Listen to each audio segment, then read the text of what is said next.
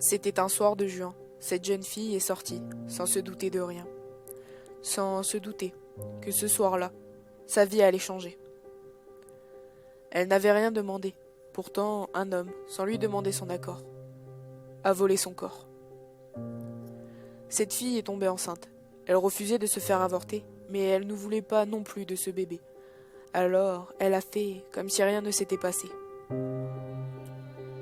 Mais 5 mois et demi plus tard, cette jeune fille a croisé ce même homme, et quand il l'a vue, il s'est acharné sur elle, il l'a frappée sans arrêter, il l'a battue presque à mort. Elle ne pouvait ni bouger, ni réagir. Son corps, couvert de blessures, était comme dépourvu de vie.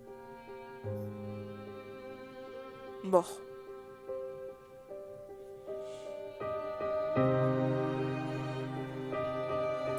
Quand elle est arrivée à l'hôpital, elle a dû accoucher d'urgence de son bébé pour tenter de le sauver.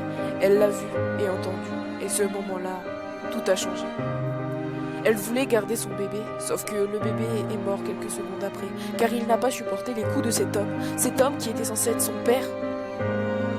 Ce jour, le 23 décembre, a été le pire jour de sa vie. Elle tenait dans ses bras son bébé, qui était décédé. Elle tremblait et pleurait comme jamais avant elle ne l'avait fait. Cet homme, il a volé son corps, mais aussi la vie de son bébé. Et aujourd'hui, cette fille a 15 ans. Elle est traumatisée de ce qu'il s'est passé. Et elle voudrait tellement pouvoir remonter dans le passé et tenter de sauver son bébé.